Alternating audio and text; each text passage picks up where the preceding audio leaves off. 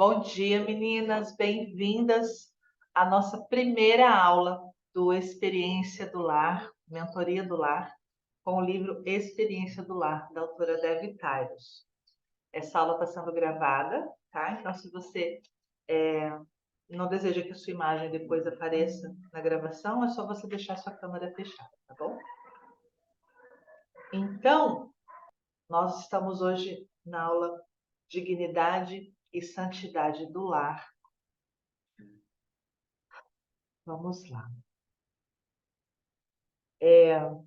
Nessa aula a gente vai ver. Tá dando reflexo do sol aí, gente? Tá bom aí?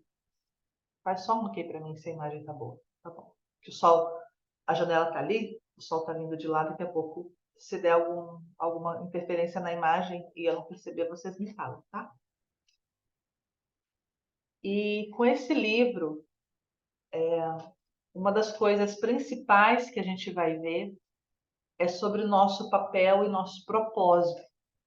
Esse livro, temos aqui atrás a primeira edição, né? E esse aqui é o da segunda edição, provavelmente é o que a maioria de vocês tem em mãos aí.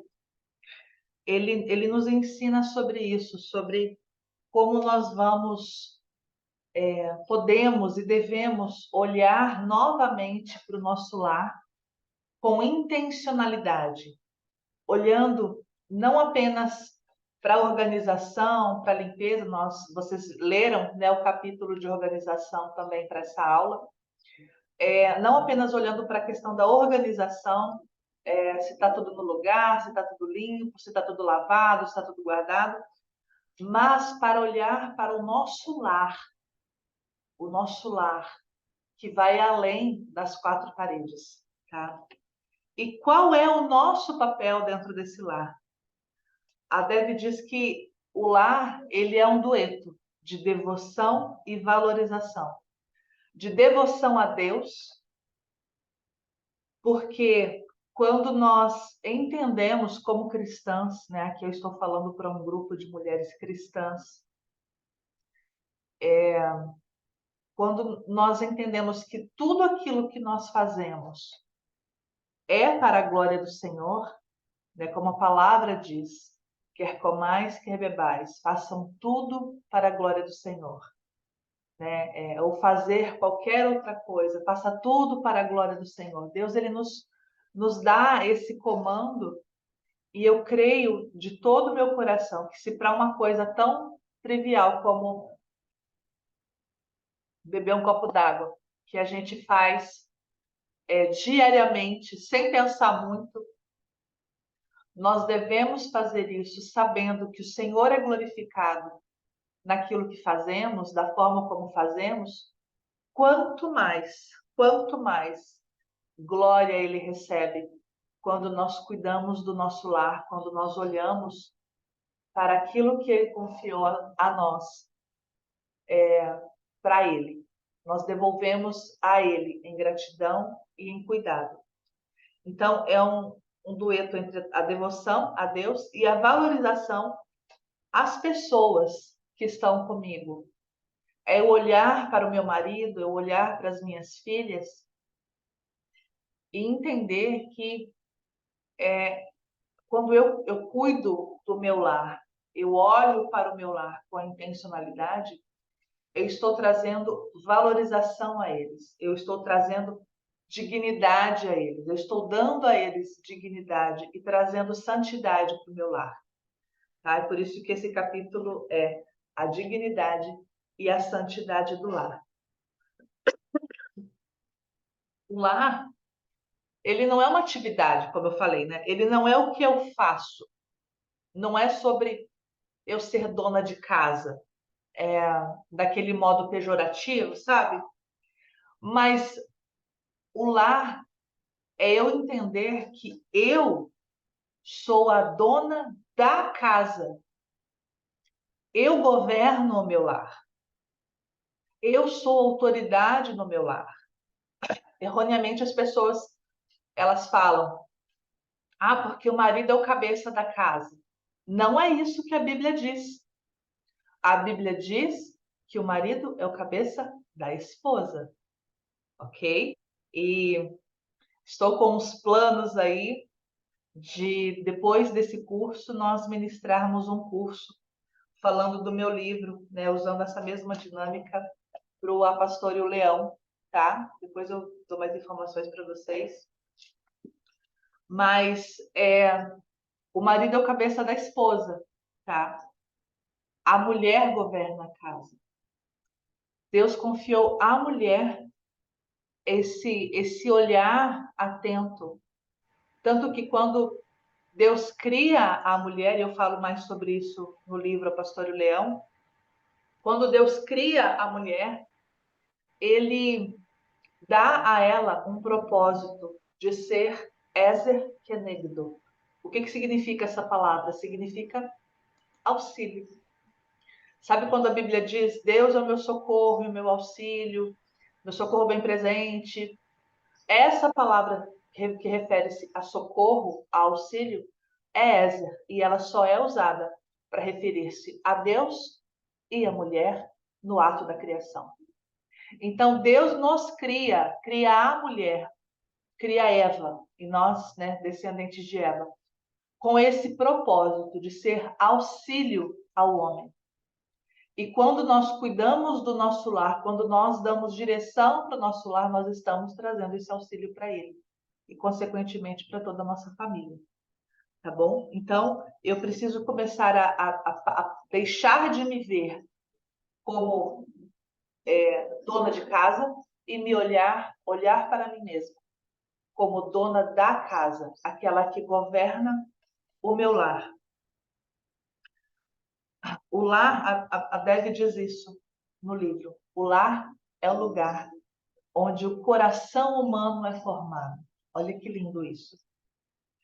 Então, o lar ele não é apenas o ambiente físico, mas ele é o ambiente onde a família está sendo formada, onde ela convive. Para você ter uma ideia de quanto isso é forte, os índios, por exemplo, às vezes eles não vão ter uma casa física, mas eles têm um lar, eles têm um senso de comunidade, de família, né? Pessoas que vivem em culturas mais longínquas e tudo mais, eles podem até não ter, né, uma casa, mas eles têm um lar. Né? A gente vê pessoas que moram na rua, não é verdade? Eles não têm uma casa, mas eles têm aquele senso de pertencimento. Às vezes é ele e o caramelinho dele, não é? Mas ele tem essa coisa de somos uma unidade, nós pertencemos um ao outro, tá?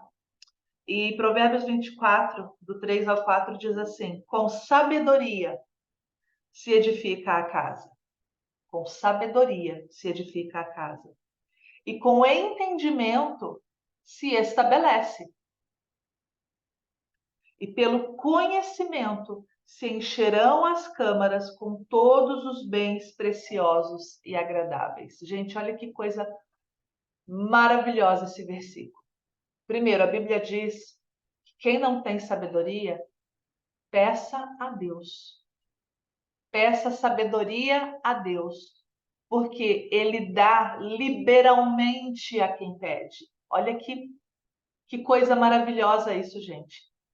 Deus dá sabedoria liberalmente a quem pede. Não existe uma medida máxima de sabedoria. Às vezes as pessoas podem olhar e falar: nossa, queria tanto ser como fulana, porque ela é uma mulher tão sábia. Ué, peça a Deus sabedoria. Quando eu entendi esse versículo e eu percebi, nossa, Deus dá liberalmente, essa já se tornou uma oração que eu faço com muita frequência e constantemente. Senhor, me dá sabedoria. Senhor, me dá sabedoria. Senhor, me dá sabedoria. Peça e Ele vai te dar liberalmente. Amém? Então, com sabedoria se edifica a casa, se constrói a casa. Você não vai conseguir construir, edificar a sua casa se você não tiver sabedoria. Então, peça sabedoria a Deus. E com entendimento, ela se estabelece. Entendimento, intencionalidade. Eu saber por que eu estou fazendo isso. Não é só fazer naquela coisa automática, eu faço porque todo mundo faz. É fazer com entendimento. É entendimento, tá? Então, busque entendimento, busque saber por que é que você, por exemplo, faz devocional todo dia. É puramente um ato religioso, religiosidade, de não, eu vou lá, eu vou parar para ler a Bíblia, Senhor abençoe meu dia, em nome de Jesus, amém, e vou levantar e vou fazer minhas coisas. Se você só faz isso no automático, você está fazendo da maneira errada. Porque o propósito do seu devocional deve ser você buscar relacionamento com Deus. É você se relacionar com Ele. É sim você ler a Bíblia, é sim você fazer a sua oração, não de um modo religioso, mas de um modo a buscar relacionamento com Ele. E você também ouvi-lo, parar para ouvir a Deus. Colocar um sonzinho de fundo, como esse que está rolando aqui, e falar: Deus, eu quero te ouvir. Quero ouvir a tua voz. Eu quero entender o que o Senhor tem para mim hoje. Afina os meus ouvidos para que eu possa discernir a sua voz. É diferente, você está entendendo? É aí que entra o entendimento. Por que é que você faz a leitura bíblica com seus filhos? Ah, porque eu tenho que ler a Bíblia para eles? Aí você compra aquele devocional infantil e todo dia você lê uma historinha da Bíblia, lê a história de Davi e Golias, lê a história de Arca de Noé, mas você não para conversar com seus filhos sobre a Bíblia. Você não traz, como a Bíblia diz, aquela coisa de você falar com seus filhos sobre a palavra de Deus, trazendo meditação, trazendo contextualização dos dias que vivemos hoje. Aí, o que vai acontecer? A criança vai crescer, e a gente vê tanto isso acontecendo, na verdade, infelizmente, e que isso mude em nome de Jesus. Às vezes a criança, ela nasce na igreja, né? Nasci na igreja, cresci na igreja, e quando eu começo a pensar por mim mesmo, eu saio da igreja. Não acontece isso, gente? É por quê? Porque as coisas foram jogadas dentro da criança, mas sem entendimento, sem sabedoria, sem uma busca intencional de edificar algo naquela criança, que era o quê? Fome e sede de Deus. Saber que estava se relacionando com um Deus que é real, que é relacional, tá? A gente vai ter uma aula sobre isso. E pelo conhecimento, e por aquilo que eu não apenas pedi a Deus sabedoria, e não apenas entendi, mas eu conheci, pelo conhecimento se encherão as câmaras com todos os bens preciosos e agradáveis. Você pode falar, por exemplo, que você me conhece. Ah, eu conheço conhece a Josi Celestino? Conheço a Josi. Tá? Nós estamos agora no grupo com 100 pessoas, 100 mulheres, tá? Todas conhecem a Josi Celestino, mas todas não conhecem a Josi Celestino. Eu tenho eu até fiquei surpresa na hora que eu vi, mas tem uma amiga muito querida minha que está na aula ali comigo, que é a Manu. A Manu me conhece. A Manu já esteve na minha casa inúmeras vezes. A Manu já estive na casa dela inúmeras vezes.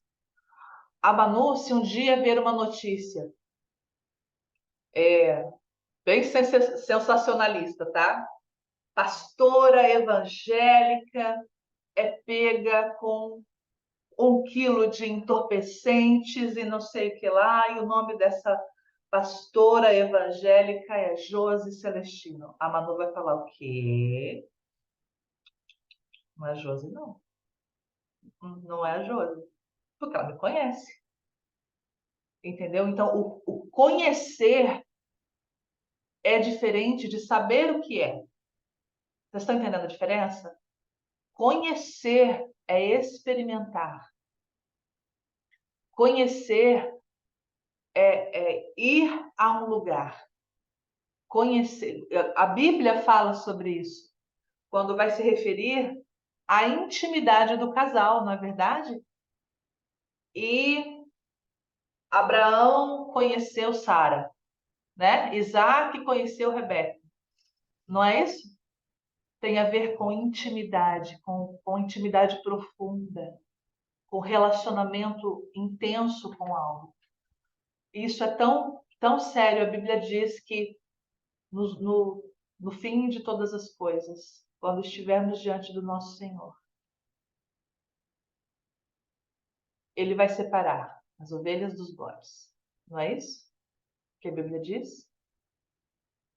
E quando Ele fizer essa separação, aqueles que ficarem à esquerda, eles falarão assim: Mas Senhor, em teu nome, eu fiz isso, eu fiz obras, eu fiz prodígios, eu fiz maravilhas, eu expulsei demônios, eu curei, eu nananana.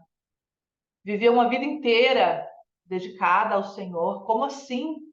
Agora eu estou de fora. A ele, Jesus, ele falará: Apartem-se de mim, eu não te conheço. Precisamos conhecer. Conhecer. Existe um caminho. Sabedoria, tá? Ai, Jesus, me ajuda. Sabedoria, edificação. Provérbios 24, 3 e 4, gente. Tá? Marquem aí. Sabedoria, edificação, entendimento. Através do entendimento, existe um preencher de Deus no ambiente. Aí, pelo conhecimento, o conhecimento estabelece as coisas. Estabelece os princípios na nossa casa. É você experimentar. É você não fazer o curso e, tenho certificado na minha parede, vou fechar o livro e nunca mais eu vou. Não, eu já fiz esse curso já. Você pôs em prática? É colocar em prática para que a gente possa ter essa experiência do enchimento, da plenitude desse fruto na nossa casa.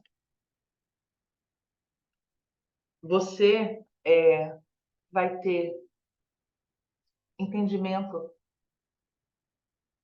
do quanto você está se dedicando àquilo que o Senhor tem confiado a você, pelo valor que você dá a essas coisas.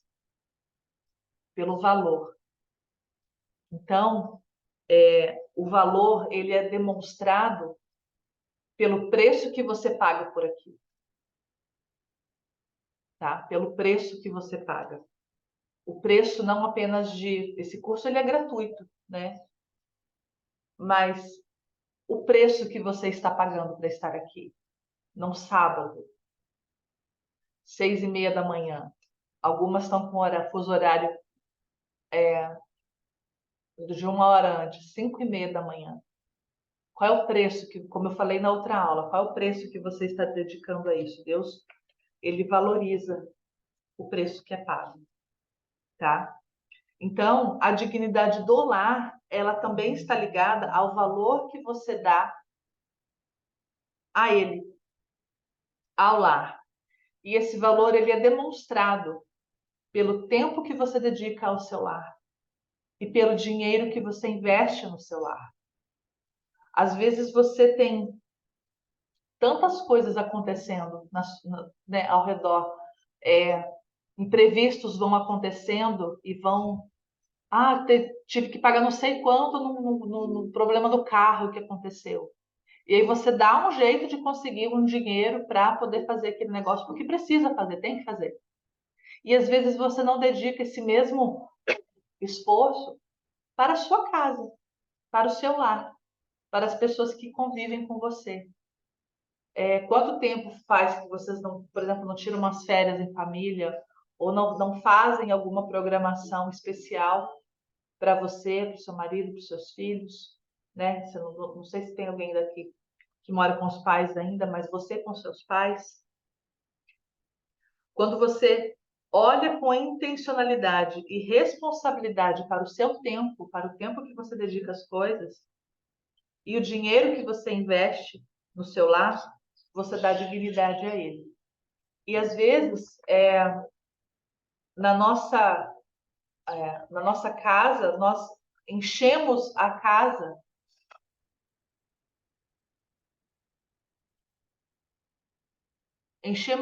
de atividade com os nossos filhos, né?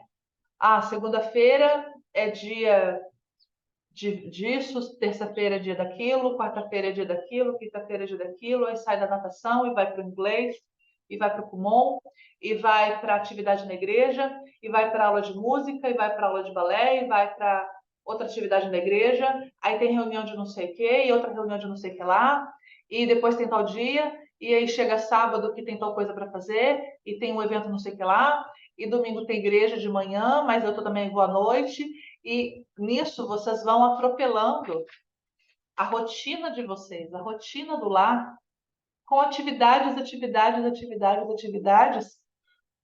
E são tantas atividades que vocês não têm tempo para sentar à mesa e fazer uma refeição juntos. É tanta coisa para resolver que vocês não conseguem sair do celular o tempo todo respondendo mensagem, o tempo todo, eu preciso falar com fulano, eu preciso resolver outra coisa do trabalho, aí, não, deixa eu descansar um pouquinho aqui agora, deixa eu descansar a mente, aí fica lá, né, 2, 3 horas só rolando tela para cima no Instagram. Você está entendendo? Então, olhar com intencionalidade para o celular é você pegar um papel, uma caneta e falar: deixa eu entender como está a minha casa, como o meu lar está sendo conduzido, como ele está sendo gerido. Eu sou a gestora do meu lar. Eu sou a que governa o meu lar. E se eu não sei como as coisas estão indo, como é que eu vou governar com sabedoria? Então, primeira atividade para essa semana, tá? Além da leitura que eu vou passar para vocês depois.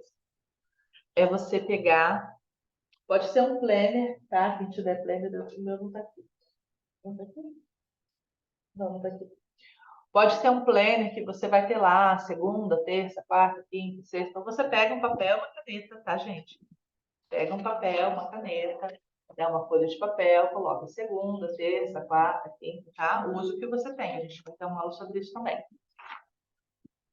E vou colocar na segunda-feira, eu trabalho de tal hora até tal hora, o meu marido trabalha a minha filha faz isso, isso, isso, meu filho faz isso, isso, isso, nós temos a programação tal, tal, tal como família, tá? Isso a agenda geral, tá, gente? Na terça-feira é isso, na quarta-feira, vai pontuando. E aí você para analisar o quanto de tempo vocês têm como família, o quanto de tempo está sobrando. E aí que é o ponto. Você não pode viver, você não pode edificar um lar de sobra, com sobras. Você precisa olhar intencionalmente para o seu lar. Mas eu não posso tirar os meus filhos das atividades porque isso está construindo, né, a vida deles e tudo mais. Tudo bem, concordo com você. Mas é necessário que ele faça tudo nesse tempo, nesse momento? Será que não tem alguma coisa que ele vai poder fazer depois? Alguma coisa que ele vai poder se dedicar depois? Será que você não consegue conciliar horários? Não, não dá. É desse jeito que vai ser. Então você vai olhar intencionalmente para a sua programação e você vai encontrar janelas ali. Sabe aquela janela do tempo onde você teria o seu descanso? Então, você vai ter que pagar um preço. É nesse tempo que nós vamos fazer alguma coisa juntos. É nesse tempo que eu vou preparar a mesa com a intencionalidade para minha família. É nesse tempo que a gente vai sentar e olhar um no olho do outro. A gente vai falar sobre isso na próxima aula, tá? Olhe, faça esse planejamento. Olhe para onde a tua família está caminhando. Olhe quanto tempo você passa junto. Olhe quanto tempo os seus filhos passam com você. Olhe quanto tempo o seu marido passa com você. Ah, mas a gente já se vê todo dia. Se ver é diferente de ter tempo de qualidade juntos, de desenvolver relacionamento conjugal juntos, tá bom? Vamos falar mais sobre isso mais adiante, tá? A santidade do lar está ligada à integridade, à pureza, ao valor que o lar tem na sua mente, na sua mentalidade. Como você pensa na sua casa? Com o que você se distrai? Quais são as coisas que ocupam a sua mente, que ocupam os seus pensamentos? Né? O que você tem consumido através dos seus olhos, dos seus ouvidos? Porque aquilo que entra nos seus olhos, aquilo que entra nos seus ouvidos, é aquilo que você dá para sua família. É aquilo que você é cíclico. Aquilo que vai entrar é aquilo que vai sair. Você não tem condições de dar algo diferente daquilo que entra, tá? O que você tem visto, o que você tem ouvido, em quais mesas você tem se assentado e ouvido conversinhas, é aquilo que você vai falar, é aquilo que você vai transmitir, tá? Você pode até estar fisicamente dentro do seu lar, mas se o seu coração e a sua mente estiverem em outro lugar, não vai adiantar nada. Às vezes, mas eu parei de trabalhar para poder ficar em casa. Ficar em casa não é edificar um lar. Muitas mulheres trabalham fora e ainda assim constroem um lar. A Deb mesmo cansava de dizer isso, que ela trabalhou fora a vida inteira. E ainda assim, ela construiu um lar. Ela edificou um lar. Então, não é sobre estar ou não estar em casa. É sobre olhar ou não olhar com intencionalidade para o seu lar. Então, ainda que você olhe em toda a sua programação, em tudo que você tem feito, e fale, não, mas está tudo certo, é isso mesmo. São coisas ok, são coisas aceitáveis, são coisas lícitas, mas não é porque é lícito que me convém. Não é isso que a Bíblia diz? Nem tudo que é lícito me convém. Nem tudo que é lícito, que é permitido, que é ok, que não tem nada de mais nisso, eu vou trazer e colocar, estabelecer na minha casa. Eu estabeleço as coisas na minha casa. Então, não permita que absolutamente nada te roube do seu lugar no seu lar. Nada. Nem distrações, nem estudos, nem ministério. Amém? Nada. Nem o trabalho. Nada pode te roubar do seu lar. Você pode fazer todas essas coisas. Todas essas coisas que eu falei são lícitas. Estudar é lícito. Trabalhar fora é lícito. Trabalhar na igreja, ministério é lícito, tá? Ter tempo de lazer, passear, sair com as amigas, assistir um filme, né? Série, eu gosto de filme, série. Tudo isso é lícito, gente. Mas tem coisas que não convêm. Existe algo que está sendo edificado, ainda mais nesse tempo que nós vivemos hoje. Nós estamos num tempo de urgência, de percepção de acorda, olha onde você está, olha o que está acontecendo ao seu redor, presta atenção nas nações, vê o que está acontecendo, escute as coisas que estão acontecendo. Amém? Entenderam isso?